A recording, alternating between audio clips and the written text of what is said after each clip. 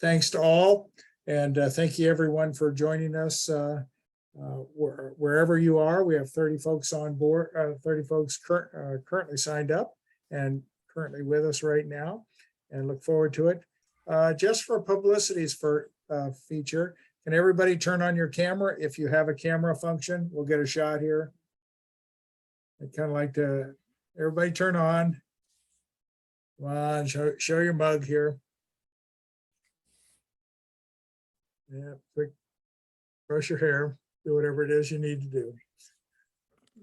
Jim, We'll do this only for a moment or two in order to retain bandwidth for everybody here. But I was hoping everybody, folks who want to, can turn on, and I'll get a picture. 3, just a minute. There we are. 3, 2, 1. All right, thank you. All right, that's fine. You're welcome to turn off your camera and resume your normal alcoholic consumption and various other assorted eating things taking place that you didn't want to be on. But I will stay on board. I'm Tim Miner. I'm your program committee chair. And this has been going on for the last 2 years. And we really appreciate the chance to join you.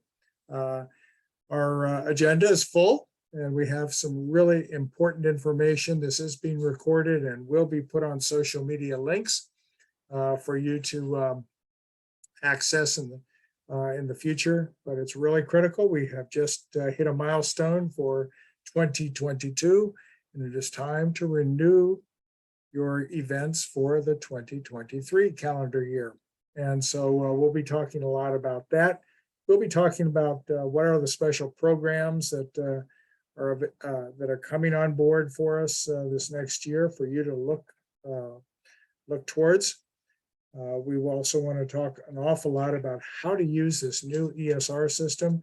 And we're very fortunate to have Mike Green with us from the exciting Keystone State of Pennsylvania and the IT committee. And he'll lead us through the process and hopefully showing us some things. And again, this is being recorded and available for you to use as a resource going forward. I'll also edit out everything else and just put that specific portion about how to renew as its own unique link and its own unique video for us to share and access and help all of our clubs across the country. So again, thanks so much for joining us. We have Henry Rosales from our national headquarters, and that's really cool because we have updates on what's happening in February of next year. Of course, that's The World Comes to Walk the Western Hemisphere in San Antonio. And so we're all pretty excited about that as well. So let's talk a little bit briefly about 2023 from the programs committee. We have 3 new programs coming on board, one of which you've already heard about. It is the IVV Americas program. I talked about that and introduced that to you when we met our friends north of the border. When this past year, the board of directors has joined brought America's Walking Club into the IVV Americas as a hemispherical association, but it's not just the Western Hemisphere. It is also Oceania, although that is not official right now on the books for the IVV. And so essentially our regional association is all of North America, Central America, South America, and Oceania, which right now are the 2 nation states associations of New Zealand and Australia in the IVV, but there are a number of island communities out there, and all of them are part of this regional association. And the goal of the IVV Americas program is to walk all of 15 walks anywhere in that geographical area. So that means year rounds, traditional events, everything IVV counts anywhere in that. So consider it a small version of the Centurion program, but there is a patch version as well as a certificate only program. And we have created a United States address to register, so you don't have to spend $1.40 to mail your registration off to Canada, which is the current administrative offices of the IVV Americas. We got, as I said, we got to meet them during our last webinar. And again, I invite you to the YouTube channel where we recorded that. You got to meet a number of our friends from Canada, and we look forward to many kinds of associations north of the border and throughout IVV Americas. That's one of the programs. Number two is lighthouses. We're going to resurrect the lighthouses. The Baltimore Club has asked permission from the original owners of that program in New Jersey, and they've agreed. And they're really excited about the idea of resurrecting a lighthouse program with a new patch and an association with the Lighthouse Society. Like the national parks, which actually have its own stamp program, the Lighthouse Society also has a stamp program, which we will kind of use as a marketing tool to help promote what it is we're doing.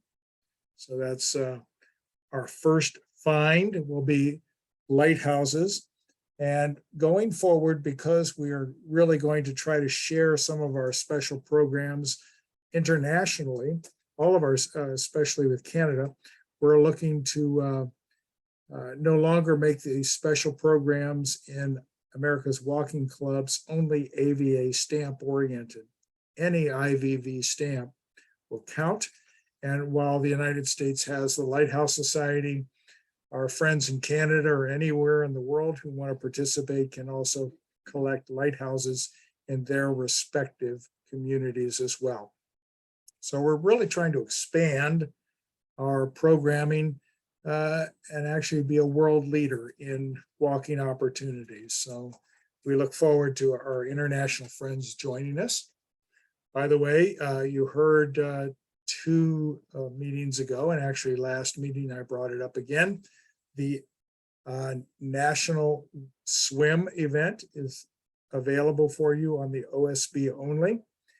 Any one of the certified swim locations, recreation facilities, as long as it has a lifeguard on duty and published swim times, you can go out and get 300 meters of swimming, lap swimming events or swim walking, whatever it is you do at that particular location by signing up on the OSB.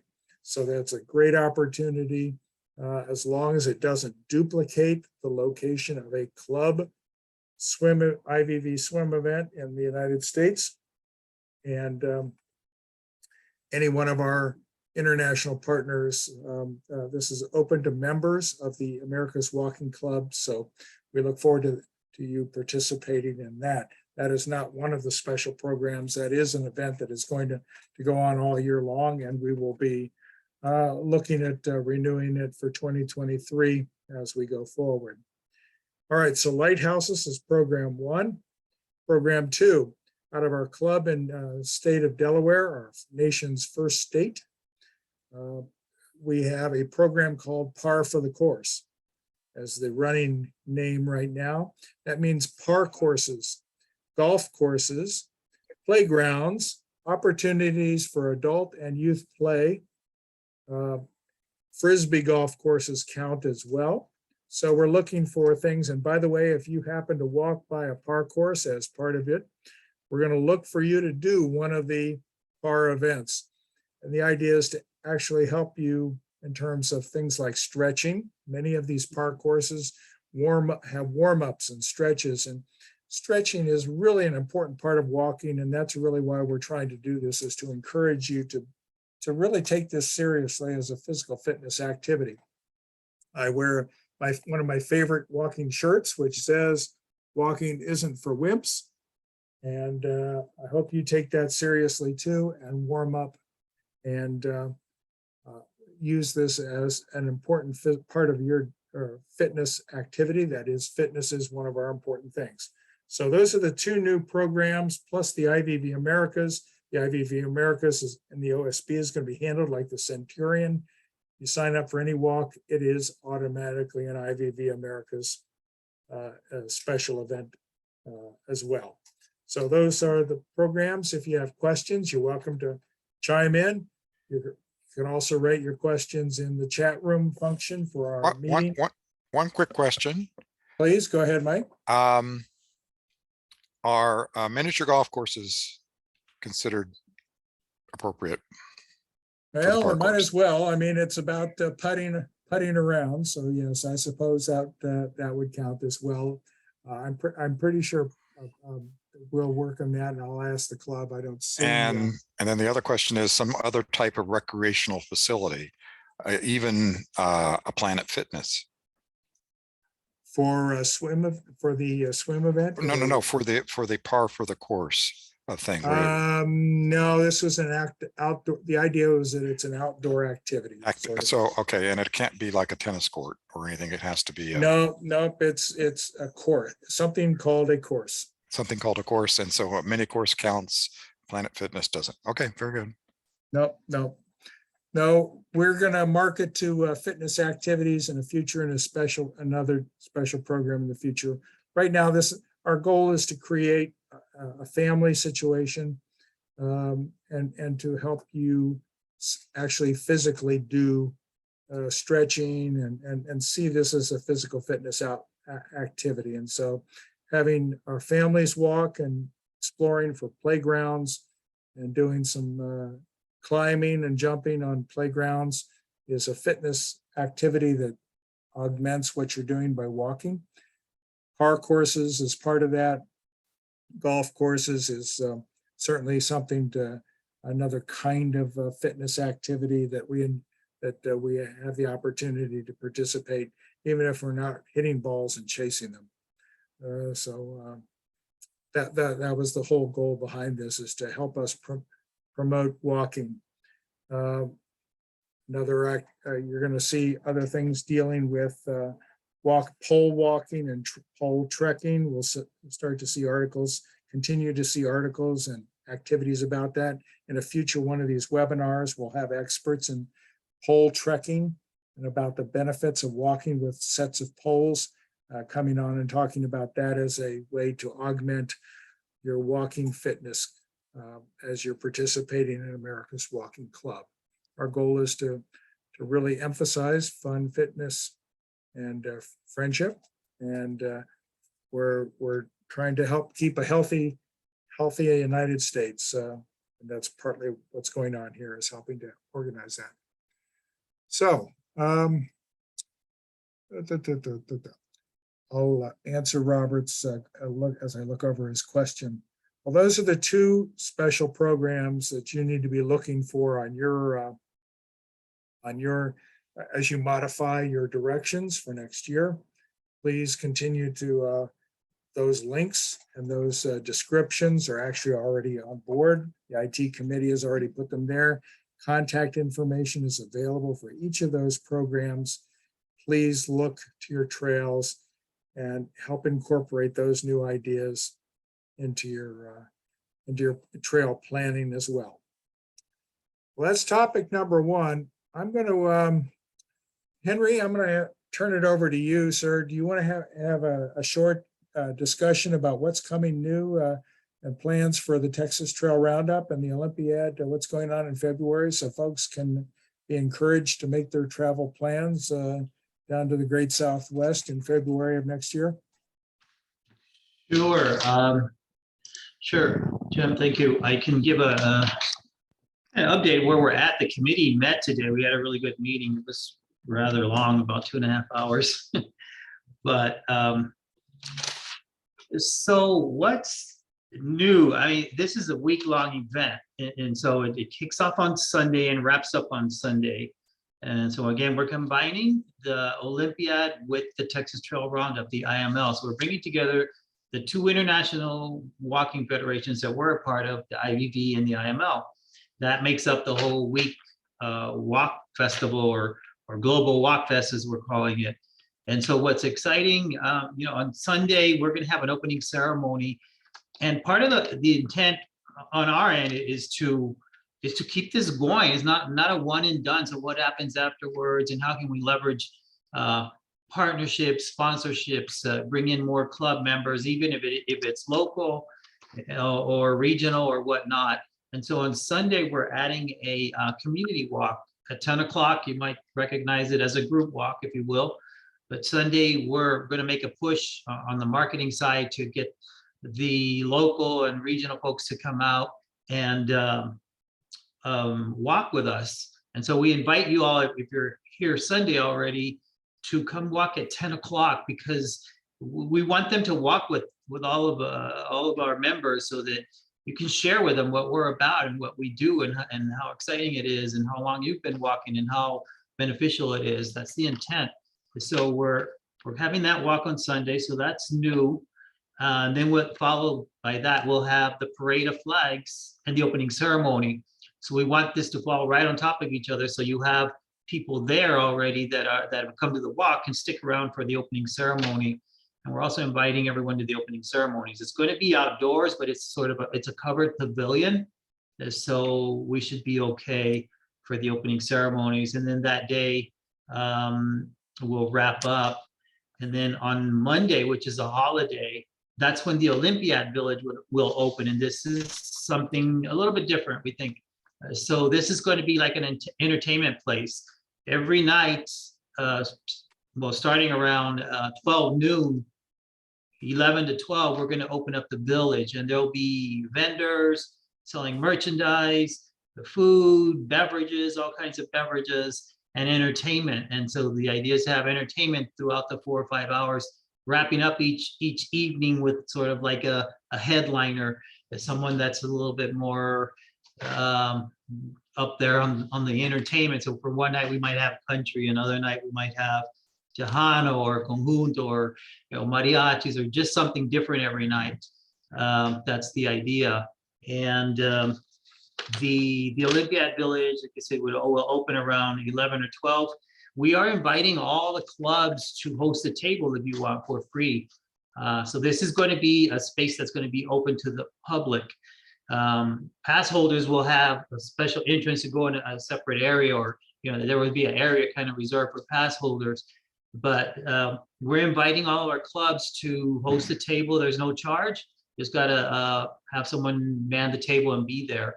And Erin is going to be in charge of the vendors. And so if you're interested, please email her and let her know you're interested in hosting a table in the name of the club. We'll put all this information out probably in the next month or so. So that's new as well. And then on Thursday, we're calling the Friendship Celebration. And again, the intent is to bring people together from all over the world, all over the country, to celebrate, who we are, what we do. We have something in common, all of us. That's the health, it's the wellness, and the international, the friendships, fun, fitness, and friendship. So on Thursday, it's kind of unique because you're going to have the closing ceremony for the Olympiad and then the opening ceremony for the IML.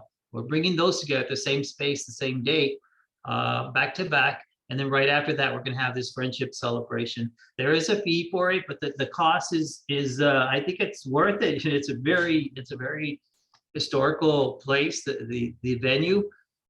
They've made some movies there, all that kind of stuff. And the ticket price includes a couple of drinks and heavy hors d'oeuvres and plus the entertainment. And so that happens on Thursday night. And then the last new thing is the Margarita and Taco Trail Walk. So we're telling our vendors that this event would be on Tuesday night, but you could really walk. You could walk it any day that you're there. The idea is you'll get a passport book, and the idea is to get it stamped or complete it before you leave, and then you can bring that book, and you'll get a special gift or something that we'll hand out to people that have to turn in the books, and that'll probably be redeemed at the Olympiad Village. And we're telling vendors that expect this group on Tuesday.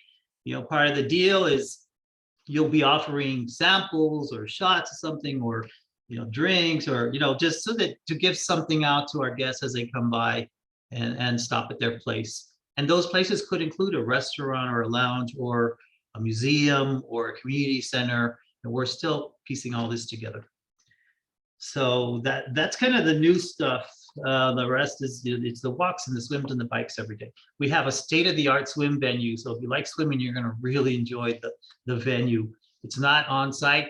Buses will take you. It's probably about 20-25 minutes north of downtown. And it's one of the best places in the country, actually. It's where they have Olympic trials there in that venue. So it's a very nice venue. That's my update. Henry, Yes, this is Jerry Wilson. Don't forget the meeting. general delegates meeting, general membership meeting. Go ahead. Well, because we're not having a regular convention, biennial convention, we're taking a half day on Friday of that week and encouraging delegates to come and enjoy the Olympiad and the Texas Trail Roundup, but also come to the meeting.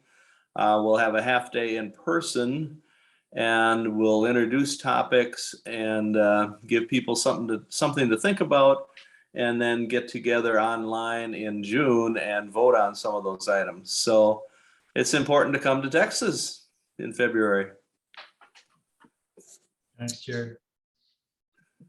What a great opportunity here. And I'm really excited about the idea that there are in fact free tables available for our folks. And I would like to encourage state associations to reach out to your state tourism boards and see what support you can get from them in terms of marketing the walking that's going on throughout the state associations. Individual clubs may have some pretty special things, especially if they have a number of walks. But when it comes to actually the state associations, I think that that might be something worth suggesting to our state associations who are online. Go to your state tourism boards and see if this is a way you can perhaps get sponsorships for what's going on here, and tell your story about walking in your communities and in your states and here at this international walking venue. So pretty exciting there. Henry, would you like to talk a little bit about folks who perhaps may want to volunteer? What words again do you have for them?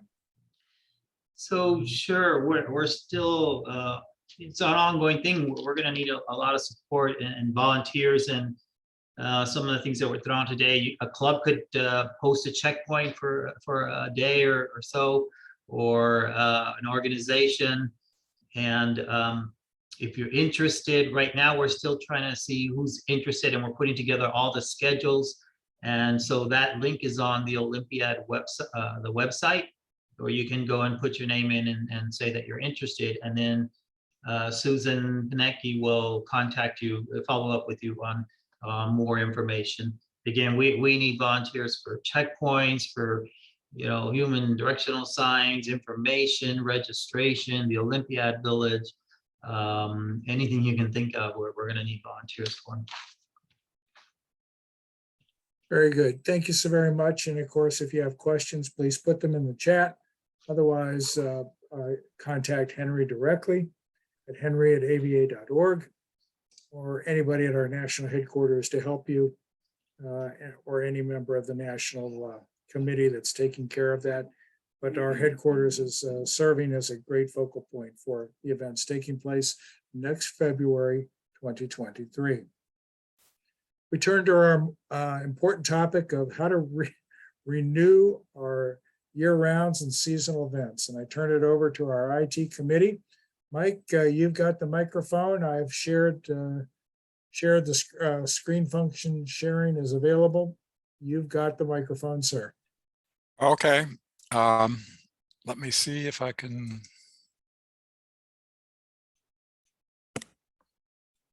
There's the share screen. Okay, there we go. Let me, okay. And my account, let's go here first. Okay. So it should be sharing my screen now. Is it doing that? Okay, the one with Liberty Bell Wanderers homepage. You're doing great. Go for it, Mike. Okay.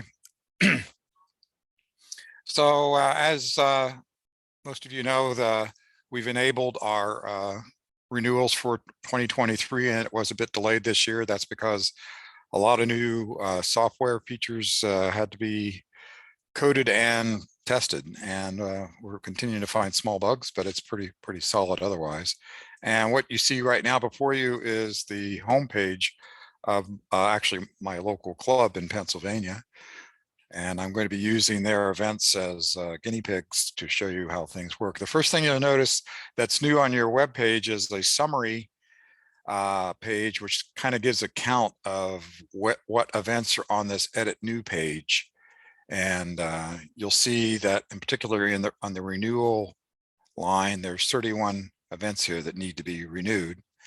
And those events were put in that renewal state on July 15th. And so what it says, we want to look at the sanctions, then edit news. That means we need to click on sanctions, edit new, and then again, there's new events, editing, and renewals. And just for completeness down here, you can see here's the section for resurrecting an old YRE. You should definitely not use this for last year's YREs, but maybe one from previous year, 2019, 2020. But definitely not a 2022 YRE, because those are all listed here.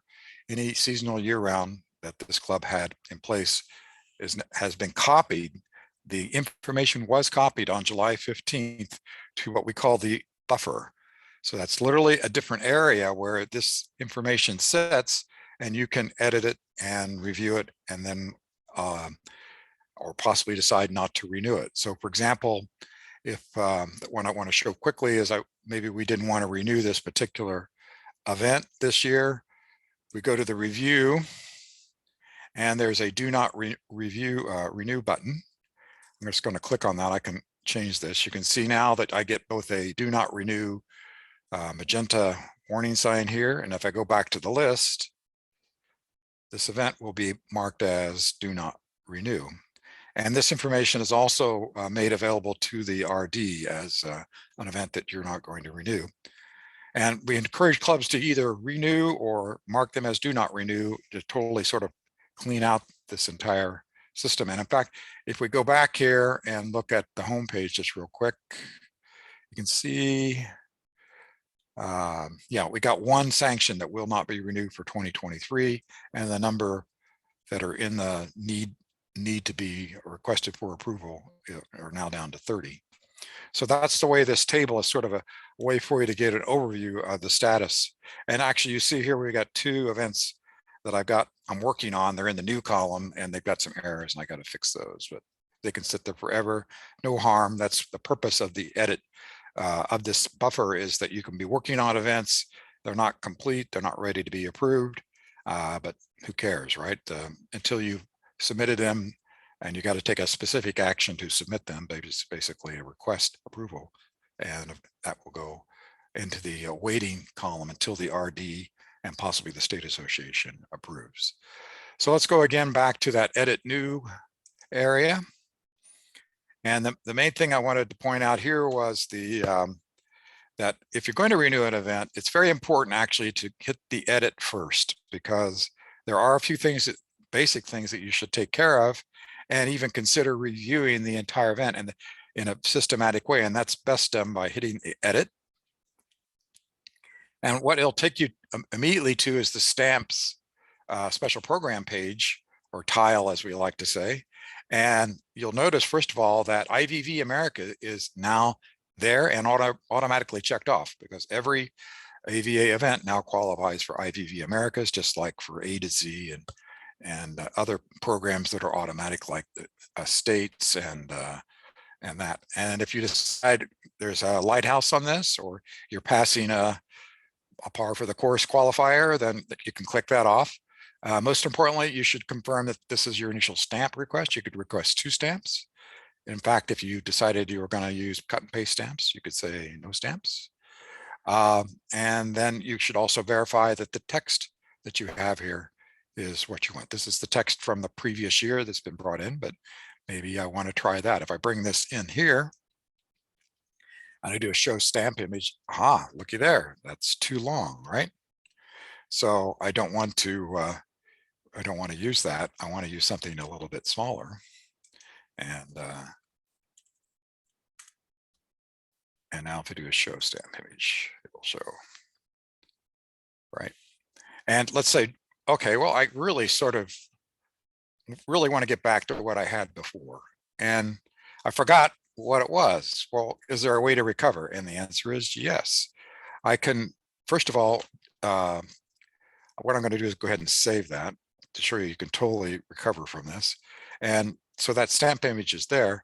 I then go back to the list and I can, this was, which event was that? Yeah, New Jersey, that's right.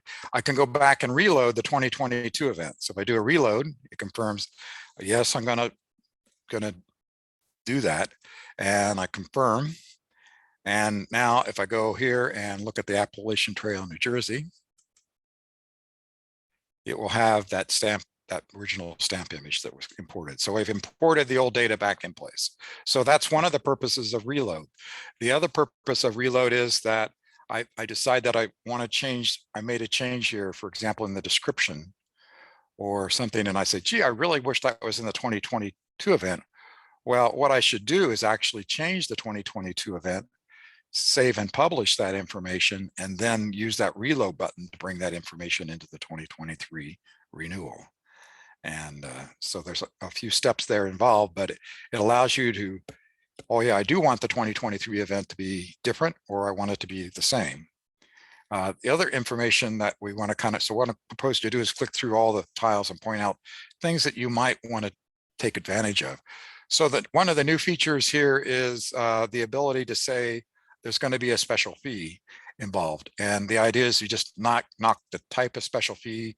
You're going into a state park, there's some entrance fee, or it's a convention or something. You can mark that here. And then later on, you can decide that you got to tell, what that fee is going to be in the description item later on. The other thing that's new and different in the new system that's been out there is you no longer have to send an email to the RD if you want your event to be go on a per participant sanctioning fee. You just click here, I want this to go PPSF, and the RD will see it when he reviews it. Okay, the next thing is the POC. Just do a quick check of that. Notice there's now 2 places where you can put numbers and select a preferred one, but you don't have to. Trail ratings is interesting because it's been a requested feature that we decided that maybe one of the trail ratings is a bit simpler. For example, this entire trail is rated 3C, but I happen to know that if you do the 5K, it's not that hard. So maybe it's really a 2B. So I can enter that. And then that'll literally, my way of saying in general is 3C, that I don't have to do that for the 10. I could, but it's going to pick up that 3C from the general rating. And when I save that, that'll be picked up. Next thing is location. Really, you don't have to have a start name, but it's nice. You do have to have a county. And this is online start box, so there's no other information. It's online start box only. But you do have description fields, and you should read about the difference between an event information, which is information that you really should be about what it takes to do the walk. And I noticed that in fact, this is more of a description of the walk, and that really is what we call comments. So what I do is I say, oh, really, this information is more comments. It's not about details about particular to this walk. So what I want to do is here swap the fields, and it puts that data in the comment area where it goes. So the idea is, again, you read how these fields are used, and if you got information from one that should be in the other, just use the swap fields button and you're ready to go.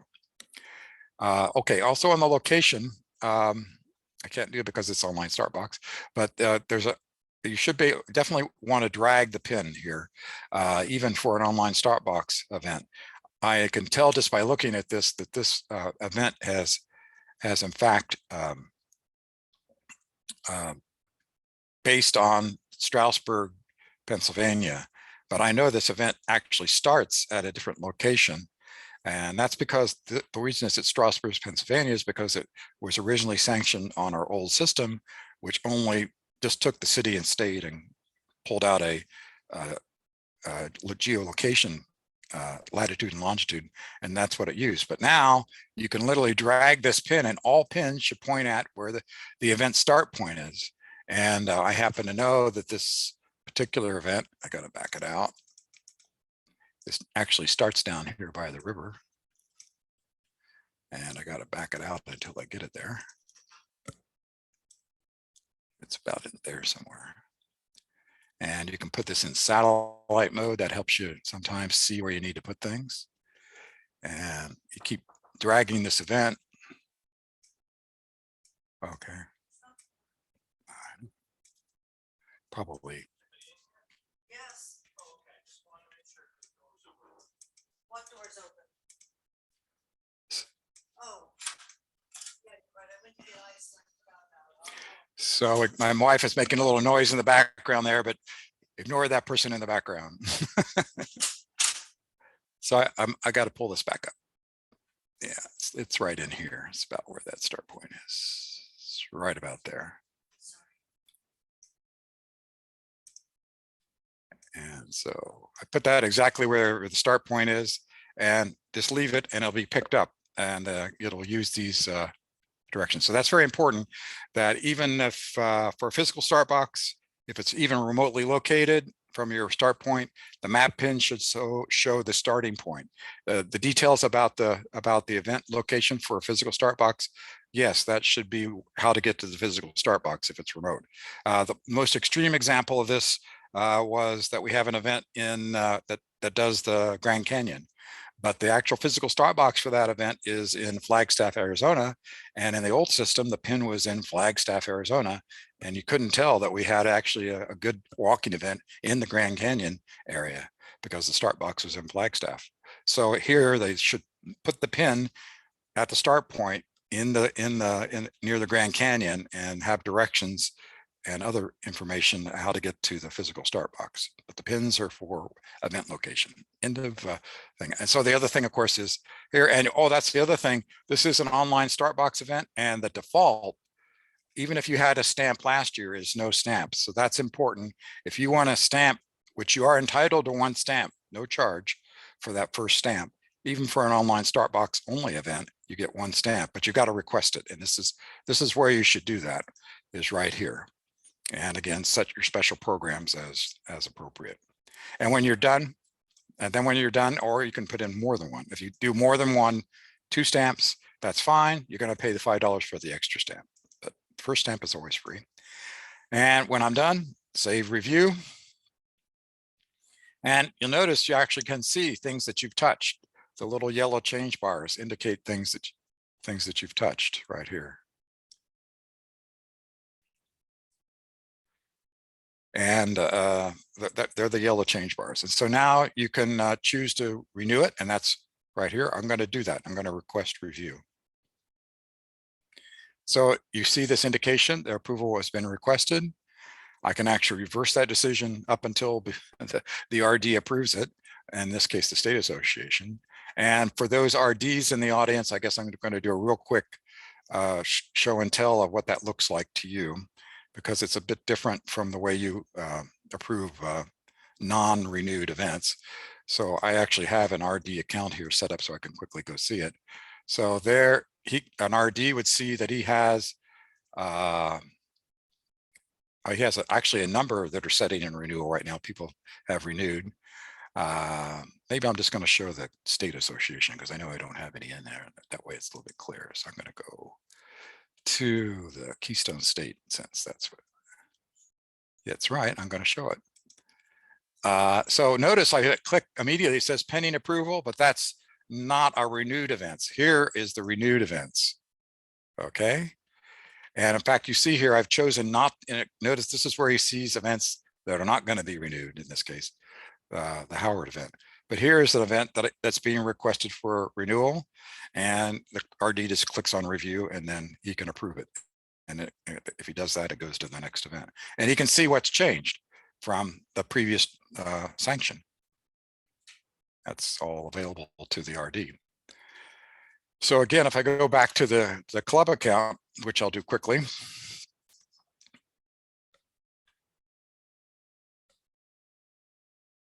Then the sanctions on there, edit new. So I got one that I do not want to review. Well, I'm going to take that away because we don't want to do that. So I can turn that off. We are going to renew that event. And there it is.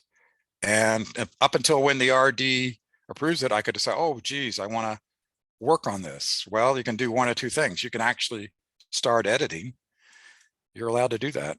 And I want to put in a bit more description or something, right? So I could go down here, enter some more description in here, someplace. Here, I'll change, use the club website. It should be that. That's what should be put in there anyway. I do a save review of that.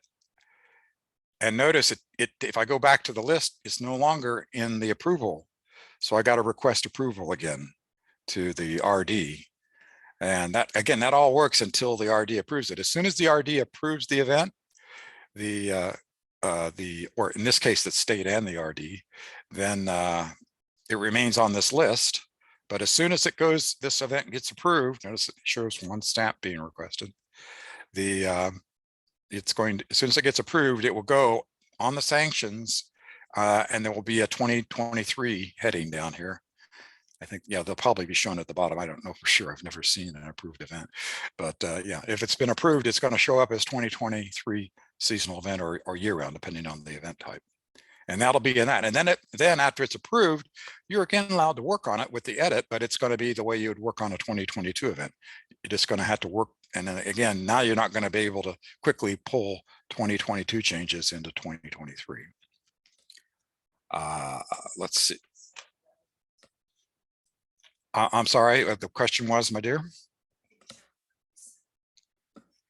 Yeah, okay. The resend, yeah, so here's waiting to be approved. If I just click on renew, then I just say renew off. And that takes it out of the queue. So that's how you do that. It's different from, yeah, the resend and concept is when you're resending changes or something like that. You made a change and you want to resend it. So I went through all the items. So the bottom line is, strongly recommend, though you have the right to go straight to review, don't change anything in the event and request renew. I strongly recommend against that. If nothing else, you should really go edit and check the special programs and maybe a stamp. And while you're there, try to get that map pin to be accurate, okay? And let me pick an event while I'm at it just to show a couple more things here. I'm going to go back to edit new, and I'm going to work on a physical, well, here, north. That has a physical box, I know. So that's this is an event that has both online and physical start box, and those events you're allowed to enter more description or location information. And the most important location information from my mind is to add what we call a mapping phrase. And this again should be the location of the physical start box. And usually it's a hotel and I like an address there also. And you should always verify that leads to a single pin. And so you can see here that I get a single location, one red pin. If you see multiple locations here, maybe you really should change that phrase a little bit so that it can do that. And it has been pointed out by others that if you put in latitude and longitude separated by a comma, that will also be accepted in this box here if you're able to pick out a longitude, if that's more convenient for you. But most people like to have a phrase that works consistently. And the other thing it goes to show you here is that for some reason your start box is remote. This is something new to my.aviator. You can click off here and explain a little bit about how far away you are from the actual starting point, and the directions will be in the driving directions. So from the starting point to the event starting point will be in the event directions that you'll get at the starting box. Okay. Okay, so we talked about using reload. And renew. So yeah, reload is if I made some mistake and I just want to start over, reload does that. If I want to make changes to a 2022 event first, save them. So it's a 3-step process, right? Make the change, save them, and then publish. Publish is very important because that takes that information out of our event buffer, takes it out of the event buffer and puts it in the sanctions list. So that's literally 2 different places where event information is stored. And then if you had unpublished event changes, there's a few clubs out there that are actively editing. So let me show you what happens if you are actively editing. So let's say I decided to go into the sanctions page. And let's pick on edit on Bethlehem North. And under location, I don't know, I decided to change this to dusk to dawn or something. I don't know. The reason she has 24/7 here is because it is a hotel, but I could change it to dusk to dawn. And so I saved that, and this is actually now a change. It's a little bit of slow response. There it goes. And first of all, I haven't published that. I'm going to go back to list. So you'll see it. This is now, as soon as I go back, it's telling me, guess what? You've got some stuff under here. You should publish it and then use the reload button to bring that change in. And so I say, got it. And so it's sitting here in the edit buffer and I haven't published it. The way I publish it is I could have published it when I reviewed it, but I can go back here, review it. This is where I say publish. And that's the way that goes in. So again, if I go back to the list, I'll get every time I go back to the list. No, just I got rid of that list. But if I were to edit on the particular one, I'll get the warning again. So if I do a review of Bethlehem North again, yeah, see, I get the same warning. You've got unpublished data that you need to take care of. And if you want to bring those changes in, then I got to go back. So what I got to do, I got to go back here, go back to my edit list. There's a renewal list and an edit list. Review that, publish that information, then come back here, and then under Bethlehem North, I reload. And again, of course, anything changed on Bethlehem North, I'm going to lose. I'm going to bring in that 2022 information, and I've accepted that. And now I'm ready to again to go back and work on Bethlehem North. And maybe I'm going to have to also add in my special programs that I maybe edited in previously. So that's just about it. If there's any questions, I'm open. I think there's one on the chat. Okay, someone read it to me, or Mike, reference errors, how do the errors show up when the club is renewing or already approving? Or how do we Okay. find them when we Okay. see errors listed? Yes. So in fact, I've got a good example. So I'm going to go to a Pennsylvania club, Penn Dutch Pacers. And if you go to their edit new page, you'll see here, this event has errors. And so what are those errors? Well, there's the way to find them is to hit review. And if there should be a little red change bar. It's telling you that's not enough POC information here. And if I click on that, it takes me to where I got to complete that. And what's missing, I guess, is the state. Oh, they got the state in where the zip is at.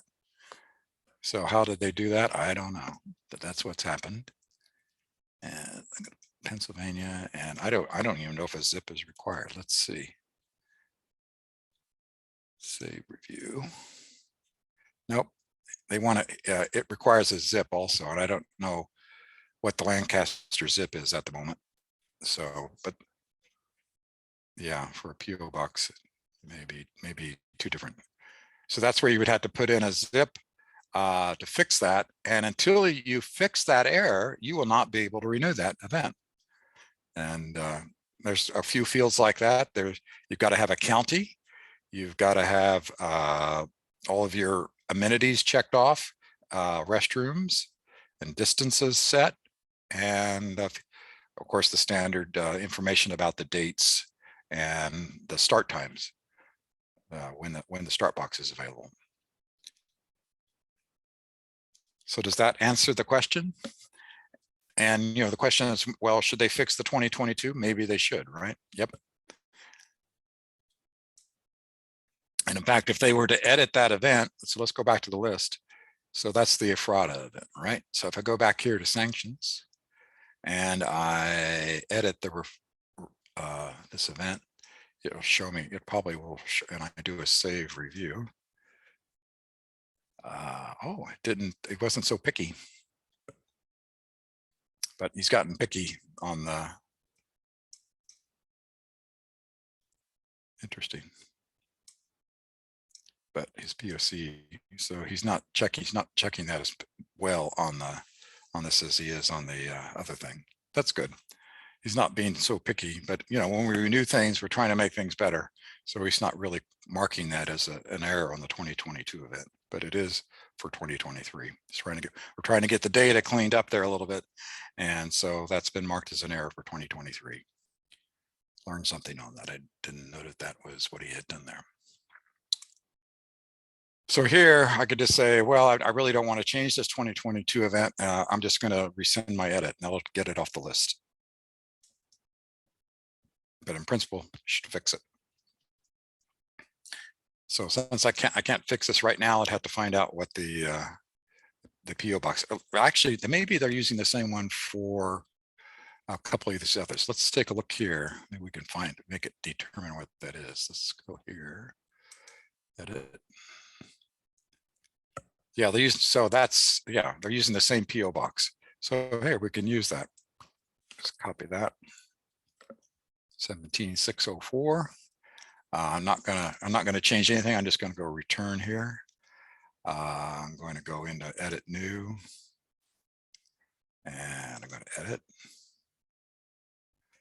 This POC information's got the problem. Confident that's the fix. Save review. And now, because we fixed that error, our request renew button is available.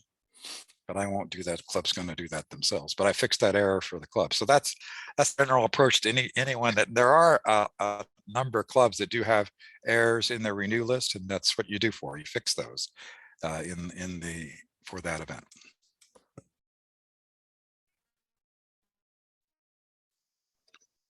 Well, Mike, So that answered the question. What's the quirks for setting up? Setting up for a PPSF? No quirks. Just you got to set it up for the event. So I got to do it with using edit. So if I want to make this event PPSF, I got to click on basics, and then right there is the request for PPSF. I think, in my opinion, PPSF should be for a club that really has maybe a little tight on as far as their budget. But some clubs use it kind of for events where they don't have really great participation, where the participation doesn't cover the sanctioning fee. But I think, some clubs have a bit in the kitty, and so they should consider sort of eating a little bit of expense for that, just to have a wide selection of events out there. But that's between you and your RD. The question came up, what is the PPSF, please? PPSF stands for per participant sanctioning fee. And when you have selected that, the normal for a walk year round, the sanctioning fee is $20 and then $5 every quarter. So that's a total of $40 of sanctioning fees for an event that goes for 4 quarters. And if you go in PPSF, you don't have to pay that $40. But what happens is for every event participant, you get charged an extra $1.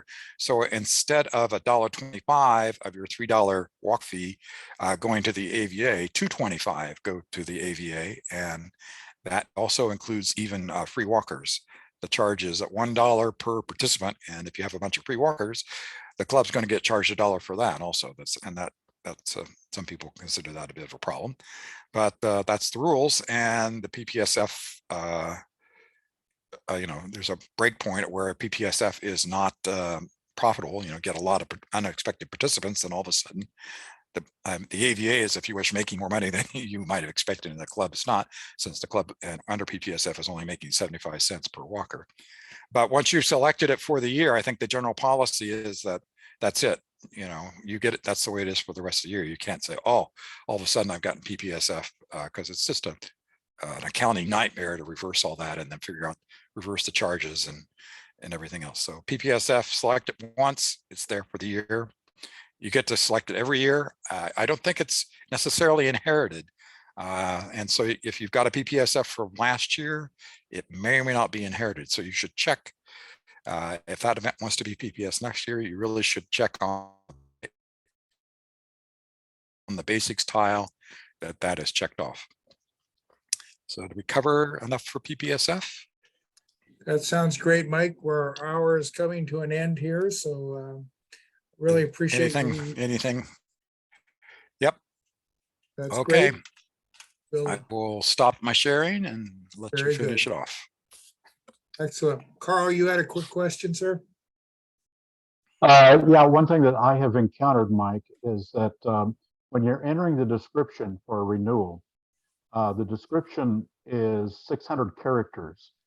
And if you are renewing an event that your description is already over 600, it will cut off anything after 600 as soon as you do anything in that field.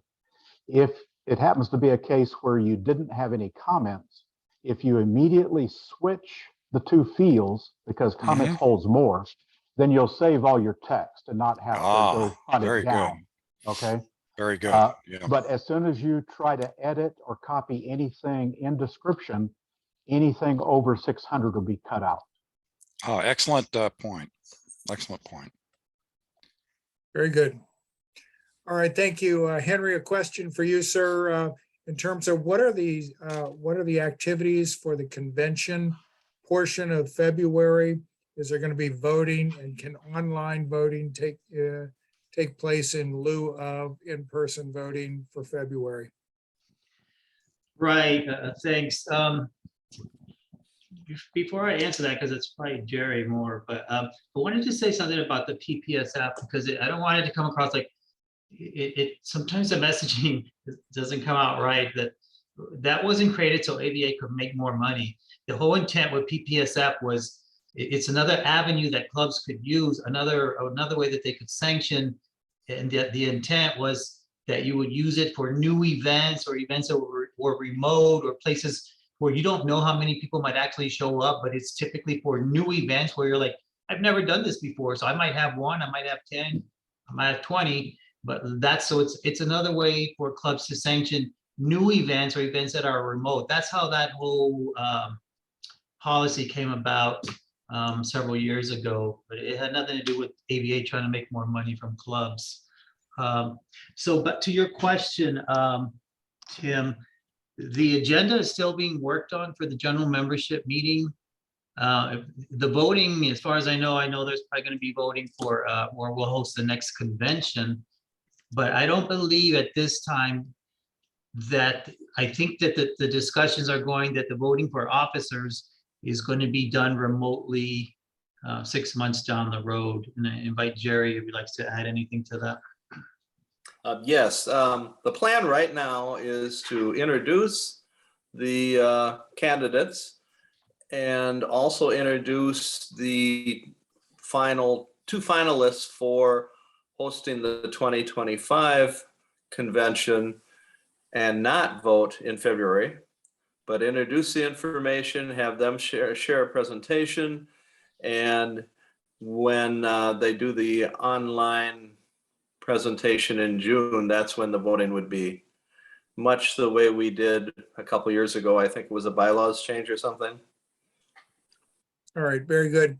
Very briefly, so our hour has come up, but another important topic is what kind of incentive or advertisement do you want to put out there for potential clubs to put forward a suggestion for 2025 for national conference?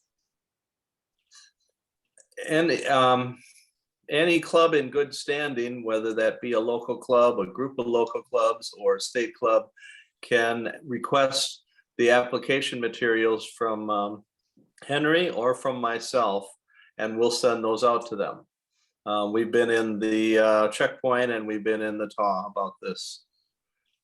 The only other thing I'd say is for 2025, time is growing short. So it would be good to hear from some people soon. Very good. All right. Well, thank you very much. Any other questions for anybody here? Anybody? It's a free mic for the next minute. We try to keep this to as close to an hour as possible. Otherwise, we'll look forward to seeing everybody in August for another exciting episode of As Our Country Walks. And again, thank you so very much for being part of our monthly webinars. On behalf of Henry and Mike and the entire committees of IT and programs, we really appreciate the chance to serve you. And we thank you so very much for participating in these monthly webinars. We are America's Walking Club. And what better way to really show that we are one club than by coming together once a month. And it's a great opportunity to do that. You're always welcome to email questions to any of the officers or to program committee or to the planning committee. And looking forward to seeing you volunteer down in February in Texas and at many of our events. Again, I encourage you to look at the October event in the Washington, D.C. area, again, an International Walking Festival. This is our 21st year for the U.S. Freedom Walk, and we look forward to having you join us as well there. Other than that, thanks so very much for joining with us, and I'll just say good night on behalf of all of America's Walking Club. We'll see you next month, or we'll see you on the trail, whichever comes first.